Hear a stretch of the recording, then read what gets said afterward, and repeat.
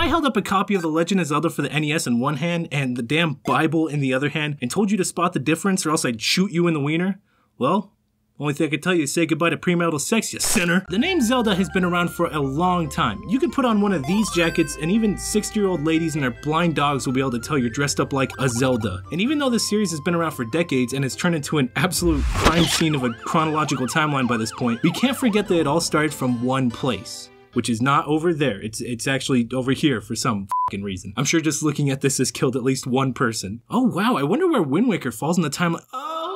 The Legend of Zelda released on the Famicom in 1986, and while it was very positively received at that time, went on to sell over 6.5 million copies and is essentially the mother that birthed the 4th best-selling Nintendo franchise just behind the Wii series because people are pretty much using these things as dinner plates at this point. We can't ignore the fact that this game is 35 years old and it shows. If a game like this were to come out today, especially with the likes of Breath of the Wild existing, it would just be shit on. So since I can't really go back in time and just unexperience any game younger than 35 years old to give it a fair review, I want to look at it from today's perspective and see where the idea came from, how it accomplished its current status, and the ripples and waves that have propagated throughout the past 3.5 decades and affected the modern landscape for video games today. Much like a poop that falls perfectly into the water to create a splash straight back up your asshole, it just makes you go, yeah.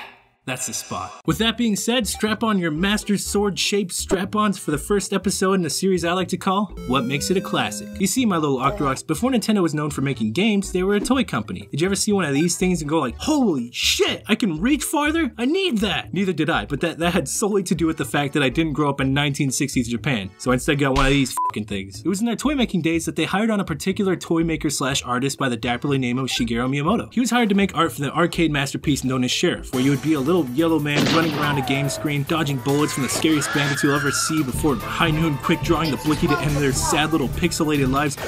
The story of this game is not at all important. What you need to know is that this is the first time Miyamoto was exposed to the concept of a damsel in distress type scenario in gaming, one that he would use on his own games such as Donkey Kong, Donkey Kong Jr., and his first non-arcadey style game, It's-a-Me, a Mario. Have a banana and watch some scenes from the next Legend of Zelda. Super Mario Bros. Was the first time Miyamoto made a full-on progression-focused game, one that had a constant story and adventure that you were going on to eventually accomplish a goal and be done with the game, which was the polar opposite of the arcade philosophy that was, oh hey, you're all out of money, kid. I guess we can't keep beating the snot out of you. Hey, sweetie. Oh, did you run all out of tokens? Here, Mama's got ya. Have fun!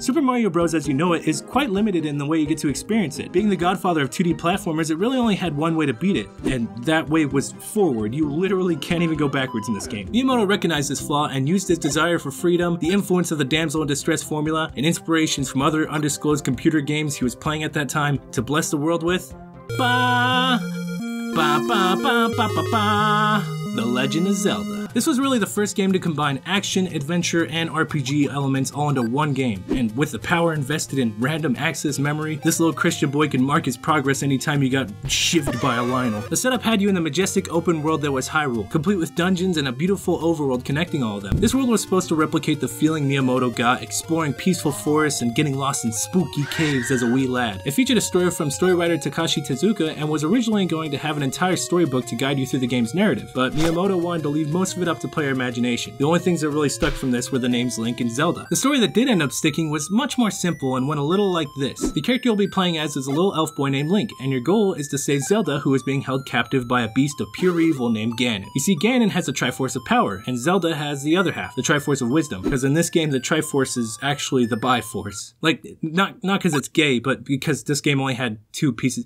You probably got that. I'll shut up now. In order to keep Ganon from getting the Triforce of Wisdom, Zelda split it into 8 pieces and spread it across the land, which didn't really work out for her. So now your goal is to retrieve the 8 pieces from the 8 dungeons across the land and save Zelda from the clutches of Ganon's meaty mitts. At its simplest form, the gameplay would have you sprinting around a big open overworld finding secrets and dungeons that have pieces of the Triforce. Back when this game came out, it would come with this map that was partially filled in so you could fill out the rest as you explored the land.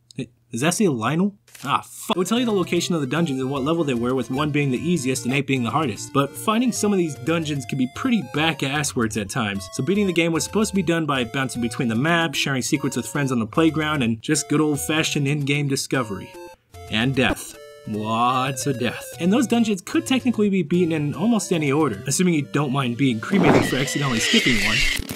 If you would like to avoid that, then doing these from easiest to hardest is your best bet, since you'll be getting power-ups and heart containers along the way. This freedom to go wherever you wanted and the sense of discovery that came with that was the first of anything like this that the game industry had seen at that time. You gotta understand, not even the first Final Fantasy came out until a year later. There were other action RPGs like Bokusoka Wars and Dragon Slayer that took an emphasis on action with a limited inventory, but I don't know what the fuck I'm looking at right now. So this sense of adventure, the sense of progression, the feeling of real player's choice with combat and exploration that wouldn't concuss you in the process, all neatly wrapped in an easy to understand defeat the evil beast and save the princess story to push you forward, stole the hearts of people from all around the world and solidified this game's place as a classic. And here we are, 3.5 decades later, where The Legend of Zelda has more than made its name in gaming history and is one of the best NES titles of all time. Of course, second only to Super Bros. 10 Kung Fu Mario. And that was just the start. They only continue to break more ground in the gaming industry than a Goron losing in musical chairs. And it doesn't look like Lunk and Zoldan plan on stopping anytime soon. Without this series, there's no Darksiders, there's no Okami, there's no Dark Souls, there's no Genshin Impact. God damn it, don't take away my breast of the waifus. There's really no denying the Triforce shape print Zelda has made, and while the first game is a little rough around the...